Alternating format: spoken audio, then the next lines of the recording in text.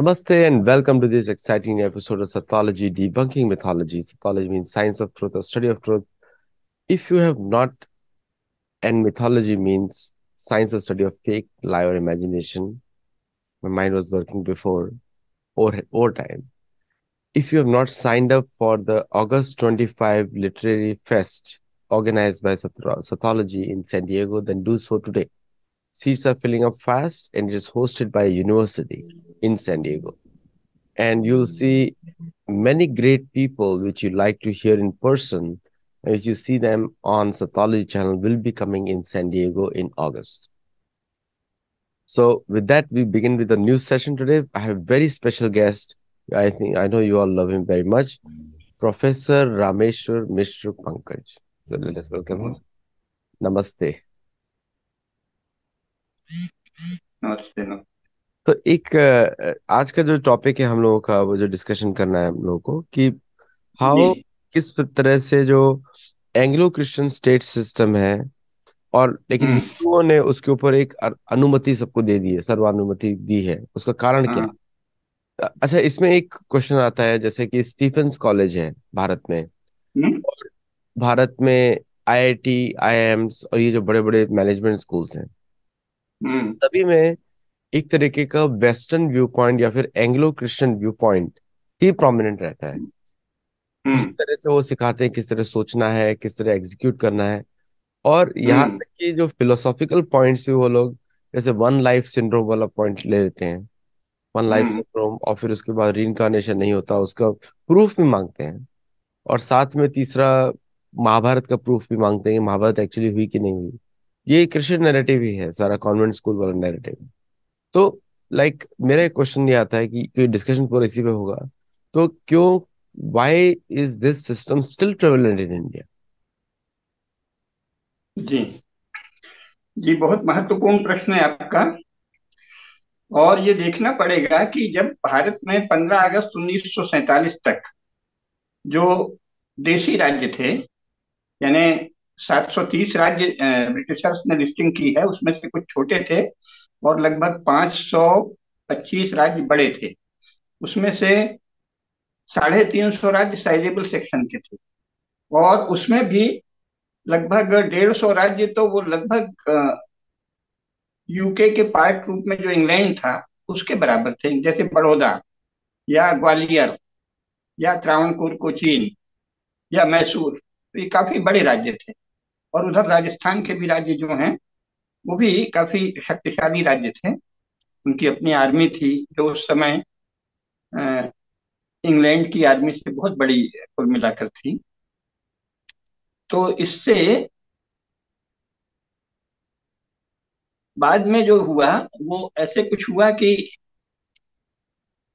शिक्षा का पहले सर्वनाश हुआ, वो तो उस पर अपन बाद में बात करेंगे। लेकिन मुख्य बात जो आपने पूछा उसमें यह है कि जब जो हिंदू राज्य थे, जैसे मुस्लिम राज्य थे, तो उसमें हिंदू मुस्लिम मिक्सचर चलता था। हिंदू राजा, हिंदू हिंदू सेनापति, वो उनके बहुत से हिंदू राजा सेनापति होते थे मुसलमानों के यहाँ, और कोषाध्यक्ष होते थे, ट्रेजरार, और बहुत सारे मुख्य काम हिंदू अ, पुराने राजा और पुराने विद्वान लोग ही निपटाते थे। वो एक, लेकिन जो मुख्य बात है कि जो लगभग 350 हिंदू स्टेट्स थे, जिसमें 100 से अधिक स्टेट साइजेबल सेक्शन के अच्छे खासे थे, उसमें तो केवल अ, राजधर्म का पालन होता था, धर्मशास्त्रों की पढ़ाई होती थी, और जो परंपरागत सनातन धर्मशास्त्र हैं और जो परंपरागत भारतीय शिक्षा है, तो वही वहां दी जाती थी। इस विषय में ये भी है कि स्वयं ईस्ट इंडिया कंपनी के लोगों ने अलग अलग प्रेसिडेंसी का सर्वे किया था, जो पुस्तक छपी है पूरी। धर्मपाल ने उसका कलेक्शन किया है द ब्यूटीफुल ट्री नाम से। तो वो 19th सेंचुरी के एकदम बिगिनिंग में, फर्स्ट डिकेड की सिचुएशन है। उसमें उन्होंने बताया था कि कौन कौन सी पुस्तकें पढ़ाई जाती हैं पूरे देश में। तो सब जगह, यहाँ तक कि जो मिडिल स्कूल है, यानी जो प्राइमरी के बाद का स्कूल है, उसमें भी जो पढ़ाई जाती थी वो संस्कृत की कुछ पुस्तकें, और संस्कृत का लोकल अपने अपने भाषा में, तमिल में, तेलुगु में, मलयालम में, मराठी में, गुजराती में, इधर हिंदी में, इन सब में उसका अनुवाद, यही सब पढ़ाया जाता था। तो इसका अर्थ है कि 19वीं शताब्दी ईस्वी के आरंभ तक तो स्वयं ब्रिटिशर्स ने ये माना है कि वहां यही पढ़ाया जाता था। उसके बाद भी जो देशी राज्य हैं वहां वो चलता रहा, लेकिन साथ ही ये जो ब्रिटिश भारतीय ढंग की शिक्षा है उसके प्रति भी बड़ा क्रेज बढ़ा। और लेकिन फिर भी 15 अगस्त 1947 तक भारत के सब लोगों को ये पता था कि हमारे मुख्य शास्त्र कौन से हैं, उनमें क्या लिखा है, उसकी मान्यताएं क्या हैं, सब पता था। तो ये अचानक ये क्या हो गया, इसको समझना आवश्यक है, क्योंकि ये स्टेट सिस्टम कैसे एकदम से आ गया। तो इसमें सब हुआ ये कि ये बहुत ही, जो एक लंदन जाकर पढ़े हुए लोग थे उसमें कई तरह के लोग थे, कुछ बड़े क्रांतिकारी थे, देशभक्त थे, लेकिन वो सबके सब शिक्षा उन्होंने ब्रिटिश यानी एंग्लो क्रिश्चियन एजुकेशन ही प्राप्त किया था। तो उन लोगों को तो मुख्य उनकी चिंता ये थी कि भाई ये कहाँ के आउटसाइडर्स और स्ट्रेंजर्स हैं, बाहरी अजनबी लोग हैं, कहाँ से समुद्र से पार हो आ गए हैं, कैसे हम इतना मनमानी राज्य कर रहे हैं, तो इनको मार भगाएं। तो इसमें ध्यान था। तो इसलिए वो इन बारीक बातों में, शास्त्र राज्य में तो जा नहीं सकते थे, उनको तो ये लगा था इनको मार भगाओ फिर अपना देश अपने ढंग से चलेगा। इसका बीच में जो एक संक्रमण काल चला, ट्रांजिशन पीरियड, उसका ब्रिटिशर्स ने, जो यहाँ भारत में थे ब्रिटिशर्स, उन्होंने काफी उपयोग किया, बहुत ही नियोजित ढंग से किया, प्लान्ड वे में किया। और धीरे धीरे अपनी शिक्षा भी फैला दी। जो सिपाही शुरू में उन्होंने ये कह के रखे थे कि हमारे व्यापार की रक्षा करेंगे, उसको आर्मी घोषित कर दिया बाद में। फिर भी बहुत, आखिर जो पहला विश्व युद्ध है, फर्स्ट वर्ल्ड वार, उसमें तो इनको भारत से ही सैनिक ले जाने पड़े, इंग्लैंड के सैनिकों के मत्थे तो ये जीतते ही नहीं। फिर सेकेंड वर्ल्ड वार में भी भारत के 25 लाख सैनिक गए, और साथ ही अलग अलग राजा लोग गए, जैसे कि ये जो मिडिल ईस्ट जिसे कहते हैं, ये सब इन्हीं की भाषा है।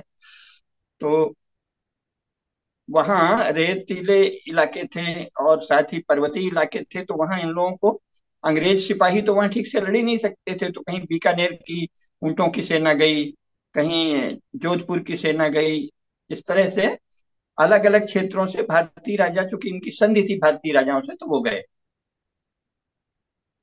तो इसके बाद फिर इनको अचानक ये लगा कि भाई इन राजाओं को सत्ता नहीं जानी चाहिए, तो उन्होंने, ऐसा लगता है, उसके डिटेल्स अभी देख रहे हैं हम ट्रांसफर ऑफ पावर में, अभी पूरा नहीं पढ़ा है क्योंकि वो कई हजार पेजेस का है। तो उसमें ऐसा लगता है कि कोई काफी संधि होने लगी थी कि हम जाए, हमें तो जाना ही पड़ेगा, सेकेंड वर्ल्ड वार के बाद तो तय हो गया था कि हम जाएंगे, तो हम आपको पावर ट्रांसफर करके जाएं। किनको? जो इनके अपने शिष्य लोग थे, जैसे गांधी हैं, नेहरू हैं, और जो भी कांग्रेस, कांग्रेस तो स्थापित ही इसलिए हुई थी कि वो अंग्रेजों से विनती करेगी कि थोड़ा ये सुविधा दे दो, थोड़ी वो सुविधा दे दो।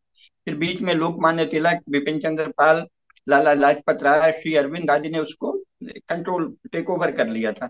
लेकिन फिर गांधी को इन्होंने, गांधी नेहरू ये सब पूरी एक टीम खड़ी की और उसको पुनः कांग्रेस में वापस ले आए। तिलक के बाद गांधी जब आए तो वो पूरी तरह अंग्रेजों के मित्र थे। रिकॉर्ड भी है, 50 वर्ष की उम्र तक गांधी जी ने एक बार भी देशभक्ति की कोई बात नहीं की। वो सदा ये कहते थे कि मैं ब्रिटिश राज की सबसे लॉयल, सबसे निष्ठावान, सबसे वफादार प्रजा हूँ। तो जिस उम्र में श्री अरविंद हो या लोकमान्य तिलक हो, वो प्रज्वलित देशभक्ति और शास्त्रों का ज्ञान और ये सब लिख रहे थे, उस समय गांधी जी केवल अपने को ब्रिटिश शासन की प्रजा कह रहे थे। तो उन्होंने तय कर लिया कि इन लोगों को ही हम शासन देके जाएंगे। ऐसा लगता है कि काफी अकेले में जो मंत्रणा होती थी उसके पूरे रिकॉर्ड तो है नहीं, लेकिन ये तैयारी हो गई थी कि कैसे कैसे काम करना है। इसमें सबसे पहले गांधी और नेहरू दोनों ने भारत के राजाओं की, हिंदू राजाओं की निंदा शुरू। इसमें इसका रिकॉर्ड मिला है हमें कि जैसे राजकुमारी अमृत कौर हैं, क्योंकि वो राजकुमारी थी पटियाला की। इसी तरह मीरा बेन वहां के इंग्लैंड के रॉयल हाउस से जुड़ी थी, रॉयल फैमिली से। इनको वो राजाओं से दोस्ती करने भेजते थे और वहां की गुप्तचरी कराते थे, खुफियागिरी। यानी राजाओं की क्या कमजोरी है और क्या विशेषता है, कैसे कर रहे हैं, ये गांधी जी ने राजाओं की जासूसी करानी शुरू कर दी थी ताकि हम उनको दबा सकें। तो ऐसा लगता है कि ये जो अंग्रेजी पढ़े लिखे एक अच्छा पावरफुल ग्रुप हो गया, उसने ये तय कर लिया कि अब हमें ब्रिटिश सिस्टम ही लाना है। क्योंकि वो पढ़ा भी वही था।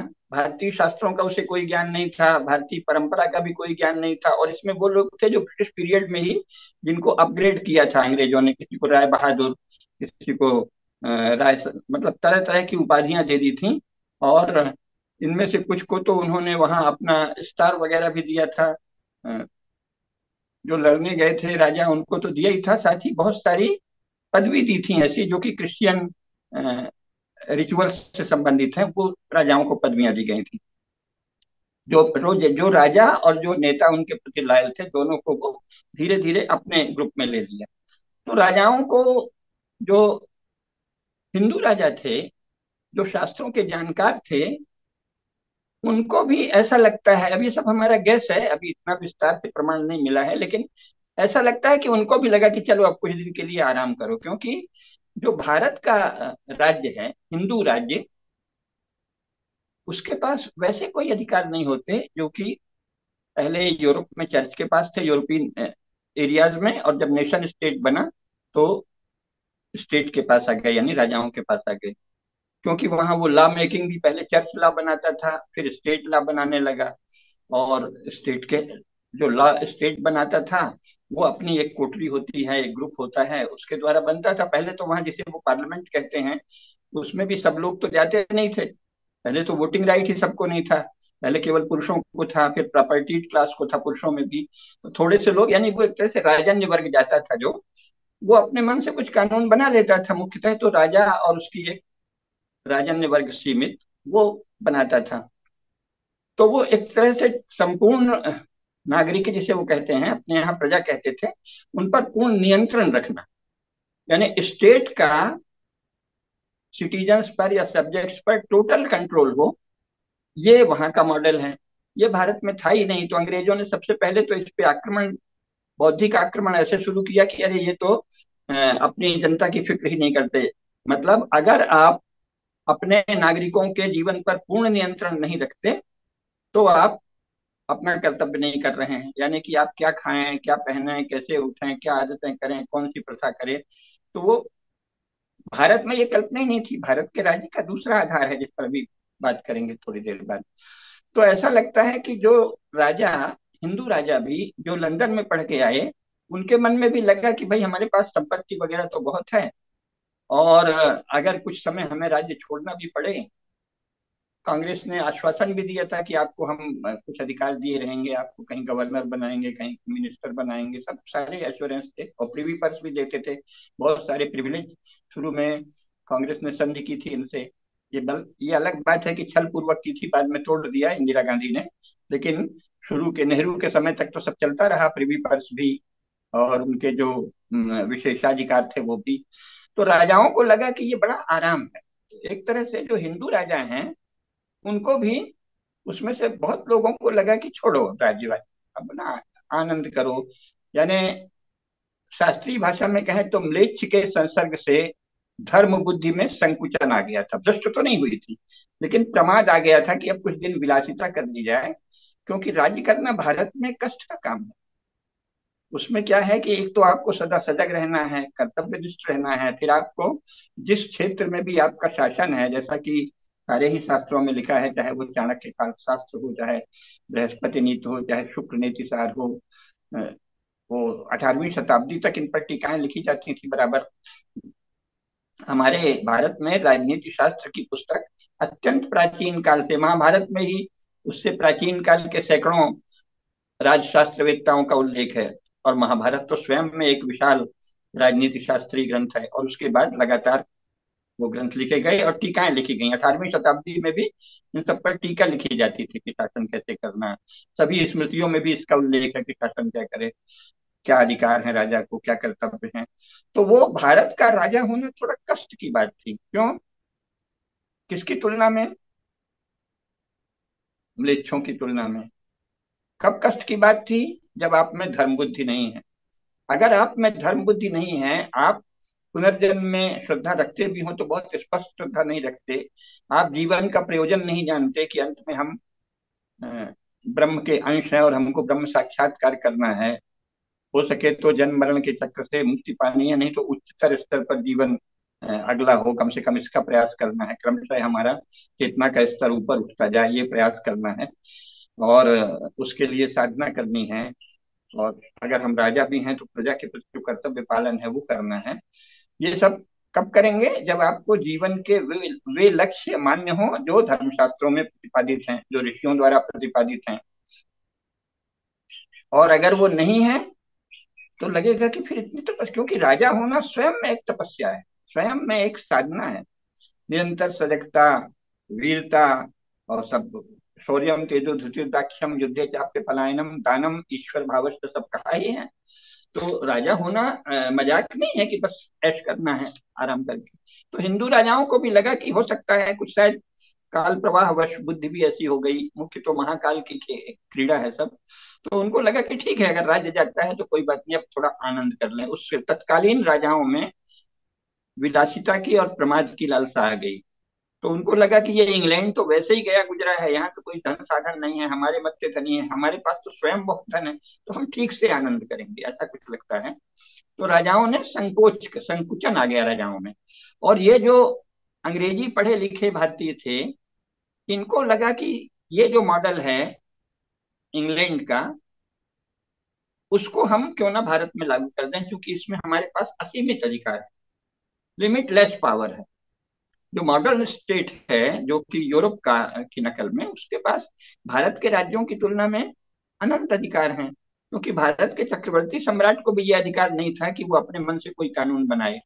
हमारी सभी स्मृतियां, सारे धर्मशास्त्र, महाभारत सहित सब यही कहते हैं कि जो प्रजा के नियम हैं, परंपराएं हैं, प्रथाएं हैं, उनके यहाँ मान्य है, जो धर्म मूल सनातन धर्म है, शाश्वत धर्म, धृति क्षमा दमोस्तयम शौचम इंद्रिय निग्रह धीः विद्या सत्यम क्रोधा, ये। और महाभारत में उसके और 21 लक्षण गिनाए हैं, पर वो सब इसी स्तर के हैं। इस संपूर्ण एक तरह से यूनिवर्सल वैल्यूज, यूनिवर्सल लॉज है ना, या कॉस्मिक लॉज, तो उनका पालन समाज में हो, ये देखें। बाकी समाज अपना जीवन स्वयं जिएगा, अलग अलग समाज की जातियां, संप्रदाय, वो अपने नियम बनाएंगे, श्रेणी, निगम, संघ, सब अपने अपने नियम बनाएंगे। शासन का काम यह देखना है कि उन नियमों का उल्लंघन नहीं, यानी शासन का काम न्याय करना है, शासन का काम कानून बनाना, लॉ मेकिंग जो है वो स्टेट का भारत में कभी भी रूल नहीं था, कभी भी नियम नहीं था। भगवान राम ने भी कोई अलग से नियम नहीं बनाए, भगवान कृष्ण ने भी नहीं बनाए, चक्रवर्ती सम्राटों ने नहीं बनाए, मानधाता ने नहीं बनाए, दशरथ ने नहीं बनाए, रघु ने नहीं बनाए, और जितने भी प्रतापी राजा अंत तक हुए हैं, कोई ये नहीं बनाते थे कि ऐसा सब लोग करना पड़ेगा, क्योंकि वो तो कुछ हिरण्याक्ष, हिरण्यकश्यप आदि ने कुछ एक दो आदेश दिए थे, वो भी सीमित, कि बस मेरा पूजन हो। लेकिन जो सामान्य जीवन है, जो डे टू डे लाइफ है, उसके विषय में स्टेट कोई लॉ बनाएगा, कोई रूल बनाएगा, ये तो अनइमेजिनेबल, अकल्पनीय था भारत में। क्योंकि राजा राजा फिर काहे के लिए हैं? अगर तुम ही रूल बनाओगे तो तुम तो फिर आतताई हो गए, राक्षस हो गए, तुमको देखकर हम प्रसन्न कैसे होंगे? हम तो प्रसन्न तभी होंगे कि जो हमारी मान्यताएं हैं, परंपराएं हैं, प्रथाएं हैं, उनका एक रक्षक आ गया है। और जो उसमें बाधा डालते हैं, जो कंटक हैं हमारे धर्म साधना के मार्ग में, धर्म में जीवन प्रवाह के मार्ग में, उन कंटकों का शोधन करना राज्य का काम है। हमारी ये मान्यता है, हमारी ये प्रथाएं हैं, हम ऐसे चल रहे हैं, देखिए इसमें बाधा डाल रहा है, तो राजा न्याय करता था। तो न्याय का अर्थ क्या है संस्कृत में? न्याय का अर्थ है धर्म के अनुकूल निर्णय, है ना, धर्मानुकूल निर्णय ही न्याय है। नयति, जो धर्म की ओर ले जाए, वो न्याय है। और ये जस्टिस बिल्कुल अलग है। जस्टिस जो है वो जस्ट धातु से बना है, जिसका अर्थ है ओबीडियंस टू द अथॉरिटी। तो जस्टिस क्या है? जस्टिस वो है जो सिटीजन्स को, नागरिकों को रूलिंग अथॉरिटी का ओबीडियंट बनाए। तो ये दोनों अलग चीजें हैं ना, जस्टिस और न्याय में बहुत भेद है। तो राजा का काम न्याय करना था, और जो मॉडर्न स्टेट है उसका काम जस्टिस करना हो गया। तो ये तो बिल्कुल अलग चीज है। तो इन लोगों को, जवाहरलाल नेहरू, गांधी, पटेल, राजेंद्र प्रसाद, जो भी थे उसमें, जो लोग लीडर्स थे, उनको ये लगा कि ये स्टेट बहुत अच्छा है, क्योंकि इसमें हमारे पास लिमिटलेस पावर है। तो इन्होंने वो ले लिया, और इंस्टीट्यूशन भी इन्हीं की बनी हुई थी, लेकिन वो केवल ब्रिटिश भारत की इंस्टीट्यूशन थी।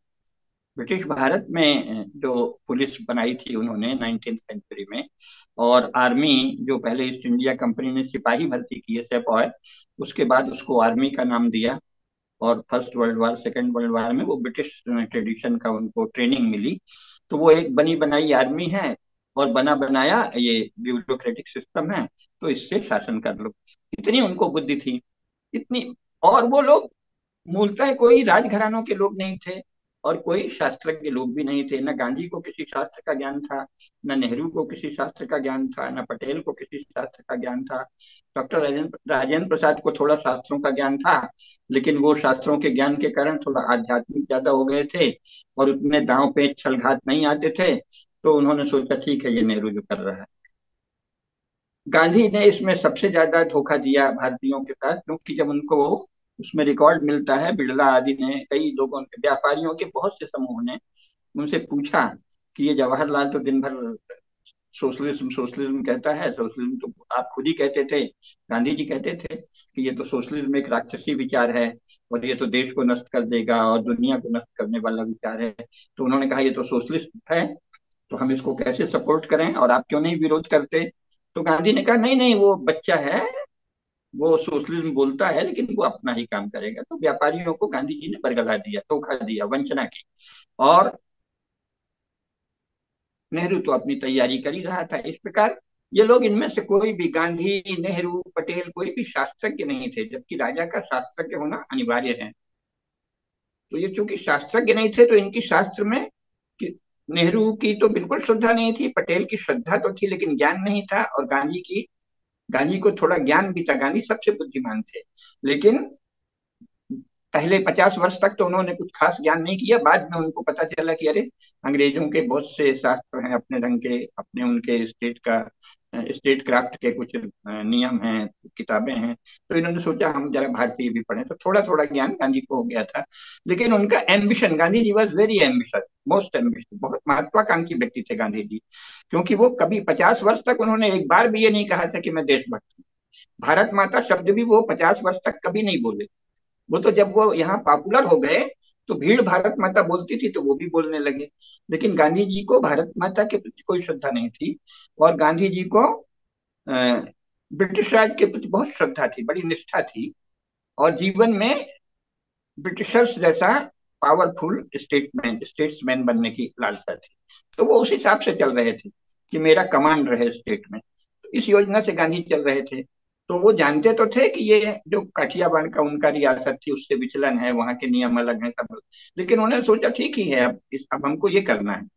तो गांधी जी ने बहुत ही योजना पूर्वक अंग्रेजों का साथ दिया, और नेहरू को ठीक से पोषित किया, पाला पोसा, और उसको बढ़ाया। क्योंकि जरा बकवास करने में, बातें करने में, और अपने जोरदार ढंग से तकरीर करने में बहुत होशियार था, और थोड़ा आक्रामक ज्यादा था, तो नेहरू को बढ़ाया। तो एक ये पूरी तैयारी हो गई। सिस्टम पहले वो जो दे गए हैं, वो केवल ब्रिटिश भारत में थी ब्यूरोक्रेसी, और ब्रिटिश भारत में थी पुलिस व्यवस्था। वो उन्होंने सोचा ये पूरे भारत में कर देंगे। इसमें ये भी फायदा है कि अपने लोगों को अधिकारियों के रूप में बड़ी संख्या में भर्ती करेंगे, अपने लॉयल लोगों को। तो स्टेट क्राफ्ट की पूरी तैयारी के साथ इन लोगों ने वो सिस्टम ला दिया। अब वो सिस्टम ला दिया तो क्यों लाया, इसकी चर्चा होनी चाहिए, समझना चाहिए। तो इस विषय में फिर हम गांधी जी को ही रेफर करेंगे। गांधी जी, उनकी जो टीम थी, गांधी, नेहरू, पटेल आदि, उसमें सबसे अधिक बुद्धिमान गांधी थे। लोकमान्य तिलक के जैसा बुद्धिमान नहीं थे, लेकिन अपनी टीम के वो सबसे वाइज मैन, सबसे बुद्धिमान व्यक्ति थे। तो इसलिए उनके कथन बहुत महत्वपूर्ण है। तो उन्होंने 50 जगह ये कहा है कि ये जो मॉडर्न स्टेट सिस्टम है, और जो मॉडर्न आर्मी आदि है, यूरोपियन ही उनके संदर्भ होते थे, रेफरेंस। उन्होंने कहा ये शासकों के भय की अभिव्यक्तियां हैं, expression of fears of the rulers. तो वो ये जानते थे कि स्वयं यूरोपीय नेशन स्टेट के भी रूलर्स अपनी प्रजा से डरते हैं। क्योंकि वो बीच बीच में होता था, जैसे कि किसी समय तो वो जो चर्च के समर्थक लोग हैं, उन्होंने इंग्लैंड में ही एक राजा को फांसी दे दी थी। ऐसे सब चलता था। तो ये जो मॉडर्न स्टेट है, इसमें जो स्टेट के कमांडर्स है, रूलर्स हैं, वो जिस जो रूल्ड हैं, जो रूलिंग, मतलब जो ये रूलिंग क्लास है, वो जिन पर शासन करती है उनसे मन में भय रखती है। ये गांधी जी को पता था। तो उन्होंने भी सोचा कि अगर हमारा शासन आ रहा है, हमारे शिष्यों का, हमारे लोगों का, तो हमको हिंदू समाज को डराना पड़ेगा, क्योंकि मुसलमानों से तो वो स्वयं डरते थे। तो उन्होंने सोचा कि हिंदू समाज को डरा कर रखो, ऐसा सिस्टम लाओ जिससे हिंदू समाज डरा रहे। तो डरने के लिए क्या करेंगे? डरने के लिए सबसे पहले तो जो हिंदुओं के प्रति शत्रुता भाव रखते हैं, कुछ उग्रवादी मुस्लिम समूह और ये क्रिश्चियन मिशनरी, इनसे मित्रता करो। बातें ऐसे करते रहो जैसे कि हम इनके घोर विरोधी हैं, क्योंकि उस समय तक हिंदू समाज में पुराने संस्कार ज्ञान सब था। तो लोग मिशनरियों से बहुत ही घृणा करते थे। ईसाई मिशनरियों से 1947 तक हिंदू बहुत घृणा करते थे, बहुत घृणा करते थे कि ये तो धर्म भ्रष्ट करते हैं और दुष्ट हैं, झूठे हैं। तो गांधी ने सामने तो इनके इनसे बहस की, ऐसे लगाया कि हम हिंदू पक्ष रख रहे हैं, कई बार बहुत तीखी बातें भी की, लेकिन मन ही मन साथ में इनसे दोस्ती थी। तो मिशनरी लोग गांधी जी को बहुत बुलाते थे। तो एक तरह से दिखाने को वो ये कहते थे कि हम हिंदू लीडर से डायलॉग कर रहे हैं, लेकिन वो अपने मित्र से संवाद करते थे। तो इन्होंने मिशनरियों से और जो उग्रवादी किस्म के मुस्लिम हैं उनसे दोस्ती बढ़ाई और सोचा हिंदू समाज को हम दबा दें, क्योंकि हम जो सिस्टम ला रहे हैं वो तो हिंदू समाज को ही दबाना होगा ना, मुख्य समाज। तो इसलिए इन्होंने ये किया। इसीलिए जब अंग्रेजों की योजना आई कि भारत के भीतर एनिमी स्टेट बना दें, हिंदुओं का शत्रु राज्य बना दें, तो उसमें पूरा नाटक करके, क्योंकि भारत हिंदू तब तक बहुत जागृत थे और इनके प्रति महात्मा वगैरह कह के श्रद्धा रखने लगे थे। सब लोग तो महात्मा नहीं कहते थे, पर एक प्रोपेगेंडा हो गया था। स्वयं ब्रिटिश गवर्नमेंट ने एक ऑर्डर निकाला था कि अब गांधी को महात्मा कहा जाए। तो इसके आधार पे वो शासन का रुतबा था, रौब था। और ये अपना लंगोटी वगैरह पहन के थोड़ा गीता वगैरह कभी बात कर दें, कभी महाभारत की, रामकृष्ण की, तो लोग महात्मा मान लिए। तो उसका लाभ उठाते हुए इन्होंने बातें तो सब की, हम मैं विभाजन के विरुद्ध हूँ, लेकिन वो आप जब देखते हैं तो वो एक तरह से स्ट्रेटजी थी कि अंत में हमको एनिमी स्टेट बना देना है भारत। तो ये साफ लगता है कि गांधी जी और टॉप के कांग्रेस लीडर की अंग्रेजों से कोई स्ट्रेटेजिक कंसिडरेशन था, रणनीतिक समझदारी थी कि हमको पाकिस्तान बना देना है पूरा और पश्चिम में, जिससे ये हिंदू सोसाइटी कमजोर रहे। तो अपने समाज से डरने के कारण, क्योंकि हम एलियन स्टेट ला रहे हैं, हम ऐसा राज्य ला रहे हैं जो भारत में कभी था ही नहीं।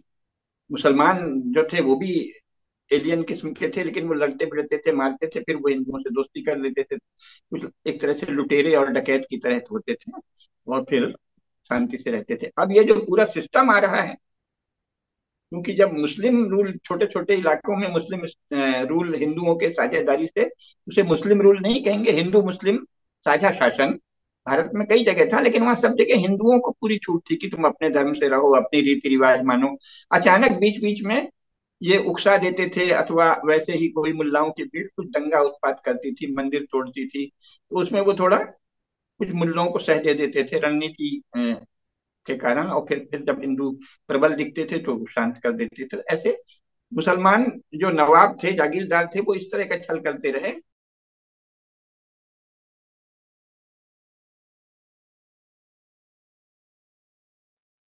आपका म्यूट पे है, म्यूट। तो कि जिससे कि अ, हम शासन में आ जाएं और हिंदू समाज दबा रहे। तो इसलिए ये जो स्टेट का मॉडल है, मूल बात ये बहुत सोच समझ के कांग्रेस ने और गांधी और नेहरू ने अपनाया, क्योंकि आप ये नहीं कह सकते कि उनके पास कोई विकल्प नहीं था। भारत में इतने बड़े बड़े राज्य थे, मैंने अपनी पुस्तक में पूरे विस्तार से दिया है, अभी इस समय पुस्तक रखना भूल गया। एक एक राज्य कोई 1,000 वर्ष लगातार चला है, कोई 600 वर्ष चला है, कोई 800 वर्ष चला है। और ये तो एक कुल की बात हुई, एक रॉयल फैमिली की। इसके अतिरिक्त अंत में तो भारत का राज्य लाखों साल से, अनादिकाल से चले ही आ रहा है ना, भगवान राम के समय से, भगवान कृष्ण के समय से, महाभारत से लगातार। तो भारत में राज्य का सबसे पुराना राज्य शास्त्र कहाँ है? भारत में है। राज्य का जो सिस्टम है, स्टेट सिस्टम का पूरा थॉट भी, एपरेटस भी, राज्य का तंत्र और राज्य का विचार सबसे ज्यादा भारत में है। तो स्वाभाविक रूप से लोग क्या अपनाते? भारतीय राज्य, किसी बड़े राजघराने का राज्य अपनाते। तो इन्होंने क्यों नहीं अपनाया? तो एक तो अपनी सुविधा के लिए कि जो हम जिससे परिचित हैं, इंग्लिश लॉ इन सबसे, ये भी है, लेकिन साथ ही उनको हिंदू सोसाइटी से डर था, फियर था इस डर के मारे इन्होंने अपनाया। इसके सिम्टम आप देखिए कि अचानक इन्होंने विरोध का नाटक करते हुए पार्टीशन स्वीकार कर लिया। पार्टीशन इसलिए स्वीकार किया कि जिससे कि दंगा फसाद हो, मार काट हो, तो हिंदू डरे रहे।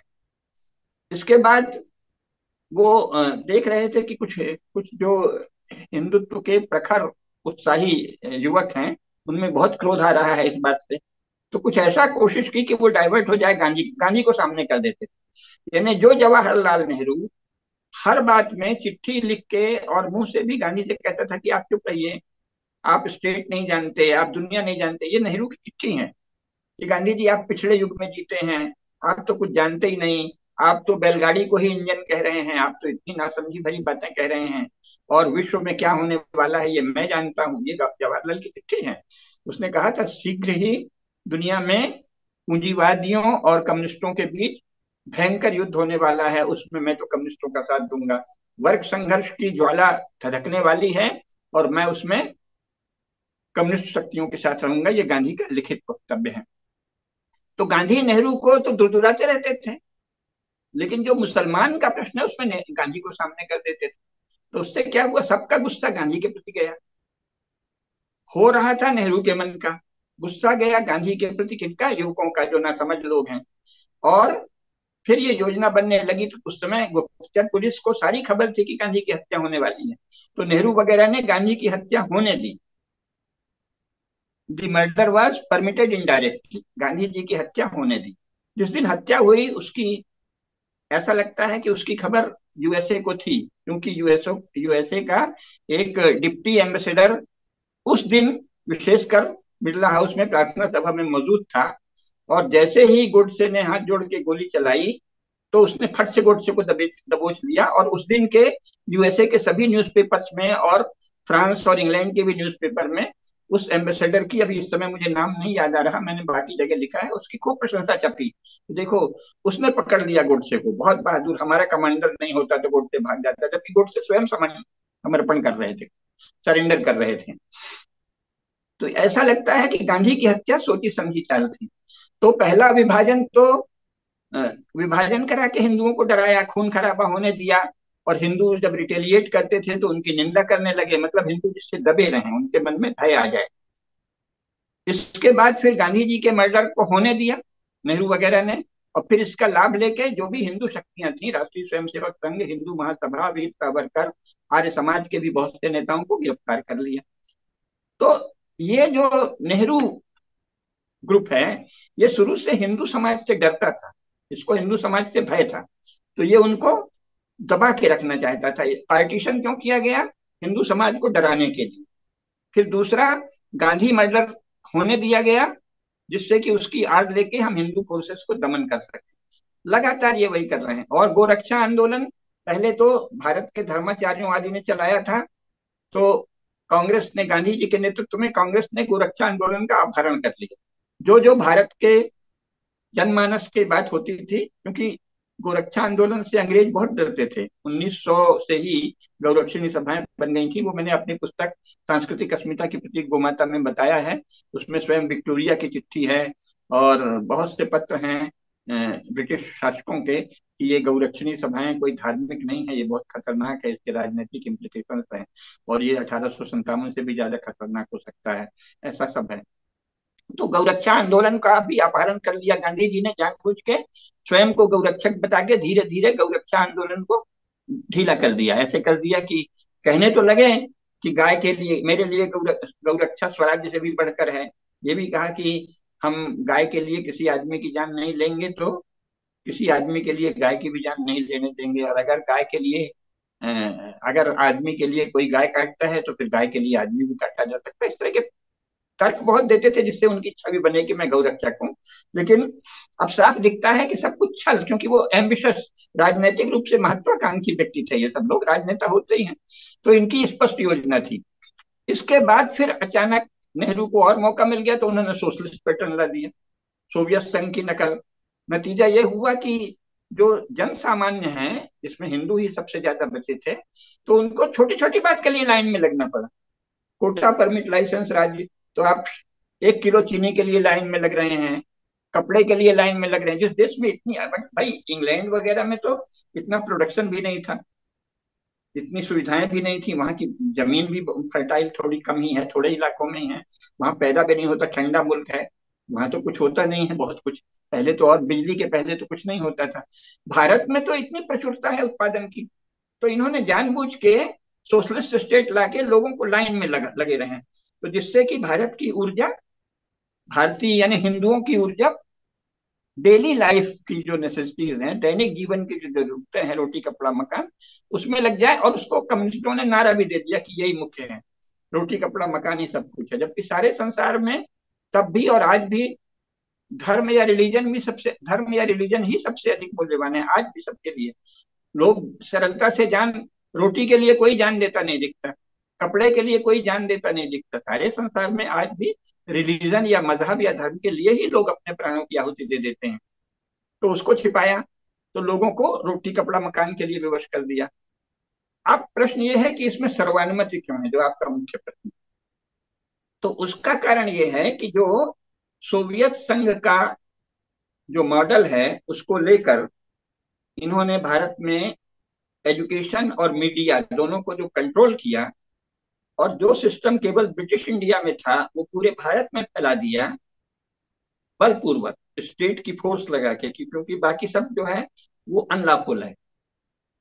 आप देखिए ना, बहुत से लोगों ने, अभी आठवले जी ने चलाया था वहाँ महाराष्ट्र और गुजरात में स्वाध्याय मंडल में, बहुत सुंदर शिक्षा प्रणाली, उसमें एक से एक तेजस्वी कन्याएं और बच्चे निकल रहे थे, लेकिन उसको मान्यता ही नहीं थी। मान्यता तो आपके बोर्ड की होगी, उसके बाद यूनिवर्सिटी की होगी, कॉलेज लेवल पे। तो नतीजा यह है कि जिसको मान्यता ही शासन न दे, और शासन के सिवाय समाज में और किसी संस्था को कोई विधिक अधिकार प्राप्त नहीं, सारा ही पावर इस मॉडल में, जो मॉडर्न स्टेट है, इसमें स्टेट के पास सारी पावर है। तो ऐसे में कोई क्यों पढ़ाएगा अपने बच्चों को? जिसके पास कुछ नहीं है वो कहेगा चलो जाओ तुम गुरुकुल में पढ़ लो। लेकिन जो लोग समृद्ध हैं, संपत्तिवान हैं, वैभवशाली हैं, वो तो भाई चाहेंगे ना हमारा बच्चा उस शिक्षा में जाए जिसकी मान्यता है, जिसकी प्रतिष्ठा है। तो इस तरह इन्होंने योजना पूर्वक भारत से मीडिया और एजुकेशन सिस्टम के द्वारा अज्ञान फैला दिया। यानी भारतीय शास्त्रों के विषय में, भारतीय ज्ञान के विषय में, भारतीय इतिहास के विषय में, भारत की उपलब्धियों के विषय में अज्ञान फैल गया।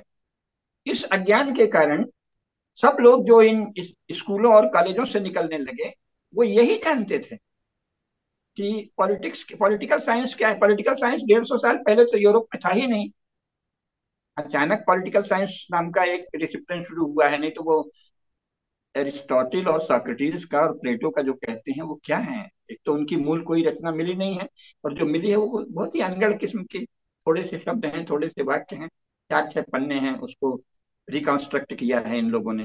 पहले तो ये ग्रीक फिलोसफी जो है चर्च में प्रोहिबिटेड थी, प्रतिबंधित थी, और जब रेनेसां के बाद इनको लगा कि हम भी दुनिया की सभ्यताओं के सामने खड़े हों, तो ये जो ग्रीक पुराना यवन प्रांत है भारत का, इसको यूरोप कह दिया। यूरोप भी तो 19वीं सेंचुरी फिनोमिना है ना, 19वीं शताब्दी ईस्वी से पहले तो यूरोप नाम की कोई चीज नहीं थी, हर इलाके का अलग अलग नाम था। तो फिर अब ये उसी को पढ़ाने लगे, थोड़ा सा नाम के लिए एरिस्टोटल और इनको पढ़ा देंगे, फिर इसके बाद सब वही कांट, बर्कले, ह्यूम, लॉक, ये सब, और फिर मार्क्स, मैकियावेली, ये सब पढ़ाते हैं। तो राजनीति शास्त्र, समाज शास्त्र में भी वही सोशियोलॉजी पढ़ाएंगे। धर्मशास्त्र, भारत के धर्मशास्त्र जो बहुत ही प्रशस्त, बहुत ही समृद्ध, बहुत ही ज्ञान से पूर्ण, बहुत ही विस्तार से समाज शास्त्रीय व्याख्याएं हैं, उनको पढ़ाया ही नहीं जाता विश्वविद्यालय में। तो ये जो दूसरी पार्टियों के लोग हैं, उनके बच्चे भी जो बाद में उनके कार्यकर्ता बनते हैं, युवक बनते हैं, नेता बनते हैं, वो भी इसी शिक्षा से। शंकराचार्य जिस घर से आए, उस घर में भी जो उनका पूर्व आश्रम का घर है, उसके बच्चे भी, हमारे बच्चे भी, तब तो इसी स्कूल कॉलेज में पढ़ेंगे ना। तो उनको अलग से कोई शिक्षा दें तो अलग बात है, अन्यथा उनके यही संस्कार होंगे कि पॉलिटिकल साइंस क्या है, वो है जो कि एरिस्टोटल, प्लेटो का कुछ नाम रख लिए, उसके बाद वही मार्क्स, मैकियावेली ही, लॉक, बर्कले, ह्यूम, यही सब पढ़ते रहते हैं। तो फालतू की चीजें, यानी जो बिल्कुल अभी बचकाने विचार हैं स्टेट के विषय में, सोसाइटी के विषय में, लाइफ के विषय में, विश्व के विषय में, और उनको पढ़ाना जबरन। एक तरह से ये सारे ही हिंदू बच्चों पर अत्याचार है, जिनके पूर्वजों ने धर्मशास्त्र के नाम से इतने विस्तार से समाज शास्त्र लिखे, जिनके पूर्वजों ने ऐसे भव्य राजनीति शास्त्रीय ग्रंथ लिखे, वाल्मीकि रामायण है, महाभारत है, अर्थशास्त्र है चाणक्य का, और बृहस्पति नीति है, शुक्र नीति है, फिर व्यवहार मयूख आदि हैं, नीति मयूख, व्यवहार मयूख, ये तो अभी अभी तक यहाँ तक कि रघुनंदन वगैरह जो बंगाल के लोग हुए हैं, वो 18वीं शताब्दी में भी उन्हीं की टीका चल रही थी। और मिताक्षरा की जो टीका चल रही थी बंगाल में, वो तो लॉ का बेस थी, वो तो एक राजनीतिक ग्रंथ थी, वो है ना। उसी के अंतर्गत वो सती वाली बात थी, वो एक अलग विषयांतर हो जाएगा, क्योंकि उसमें विधवा को ही सारी संपत्ति होती थी। तो उस समय जब संकट का काल आया, तो लोग सोचते थे उनके बच्चे कि सारी संपत्ति ये हमारी विधवा माँ को न मिल जाए, तो उन्होंने प्रेरणा दे के कई बार कोशिश करते थे कि ये सती हो जाए, ये नहीं रहेगी तो हम संपत्ति के स्वामी हो जाएंगे। तो ये कोई नहीं बताता कि मिताक्षरा टीका के कारण इतना अधिक संपत्ति का अधिकार विधवा को प्राप्त था। और उस समय जब देश में संकट आया, तो लोगों ने सोचा कि चलो प्रेरणा दे दो, अगर कहीं सती हो जाए तो हम संपत्ति संपत्ति का लोभ पैदा हुआ। कैसे पैदा हुआ? संकट के कारण। संकट का मूल कौन है? अंग्रेज। तो वो भुला दिया। जो सती प्रथा बंगाल में अचानक बढ़ी, उसके लिए दोषी कौन है, अपराधी कौन है? ब्रिटिश सिस्टम, जिसने वहां के लोगों के जागीर छीन ली। अधिक बहुत सी रानियां होती थी बंगाल में, उनका राज्य छीन लिया, उनकी प्रथाएं छीन ली, फिर अपनी ओर से बोली बोलकर जागीर देते थे, और उससे कहते थे तुम इतना टैक्स हमको दो। तो इस तरह से जागीरदारों को अत्याचारी बनाया और समाज में अभाव पैदा किया। अकाल के समय जो दान आदि राजा करते थे, वो कोई कर ही नहीं सकता, क्योंकि नए इनके इनके एजेंट ही जागीरदार बनने लगे। तो बंगाल में जो भुखमरी फैली, देश के अलग अलग हिस्सों में जो भुखमरी फैली, जो धन का अभाव हुआ, जो संकट हुआ, उसके कारण जो धर्मशास्त्रों के उपबंधों का भी चालाकी से कुछ प्रयोग कुछ लोग करने लगे। उसी में से एक है ये, विधवा स्त्री के पास असीमित यानी संपूर्ण धन होने के कारण कुछ लोग उनको उकसाने लगे कि तुम सती हो जाओ। तो उसके लिए बड़ा वर्णन करते थे, कितने अच्छे थे हमारे पिताजी और ये सब। तो स्त्रियां कोई कोई भावुक होकर सती हो जाती थी, उसका इतना वितंडा बनाया। तो बंगाल की सती प्रथा के लिए दोषी कौन है? अंग्रेज। लेकिन ये भारत में पढ़ाया ही नहीं जाता।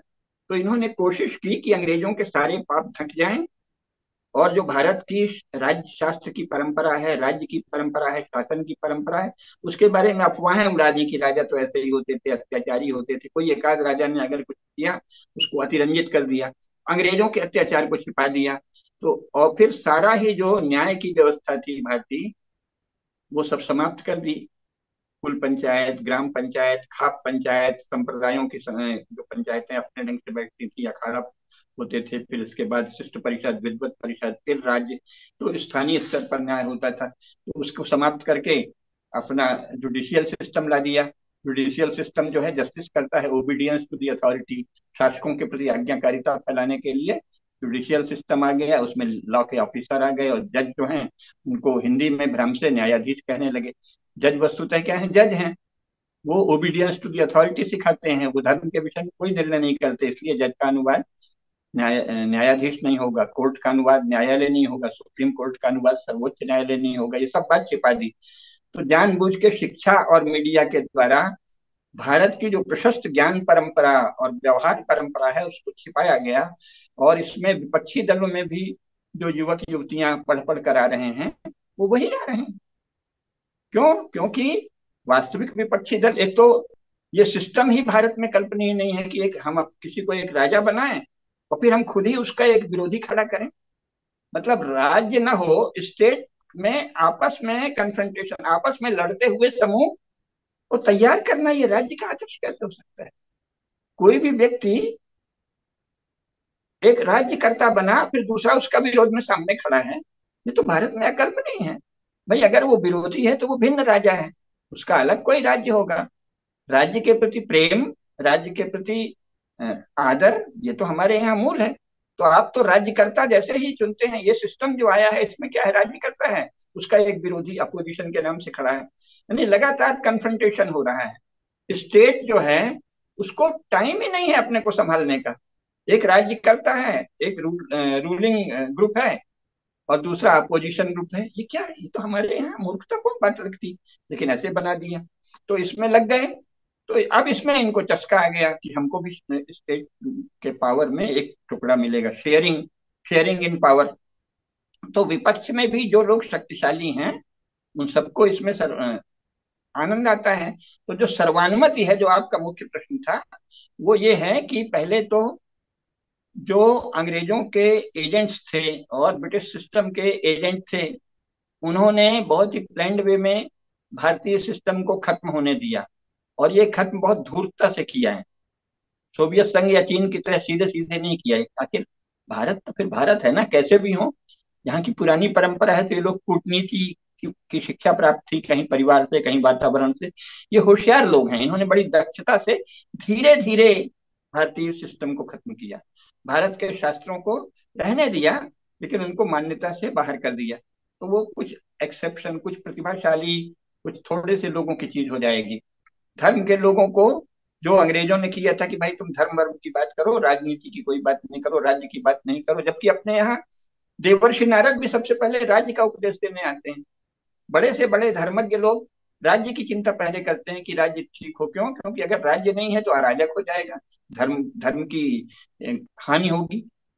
अवतार भी राज्य के लिए ही तो होते हैं, राज्य को धर्म में बनाने। भगवान राम, भगवान कृष्ण, ये सब लोग राज्य पर ही, और बड़े बड़े ऋषि मुनि राज्य पर सबसे ज्यादा। राजनीतिक विषय में राज्य प्रधान है, आध्यात्मिक विषय में आत्मा और परमात्मा प्रधान है। हमारा समाज तो बहुत ही विकसित और बहुत समृद्ध है। इन्होंने क्या किया, राज्य जो है वो भी केवल जो चुन के जाएंगे थोड़े से लोग, उनके कंट्रोल की चीज है। और फिर ऊपर से उसका प्रोपेगेंडा ये कर दिया कि वोटिंग राइट जो है वो राइट टू रूल है। वोट देते हैं, बस वोट क्या देते हैं, लेजिस्लेचर में अपना रिप्रेजेंटेटिव चुनते हैं।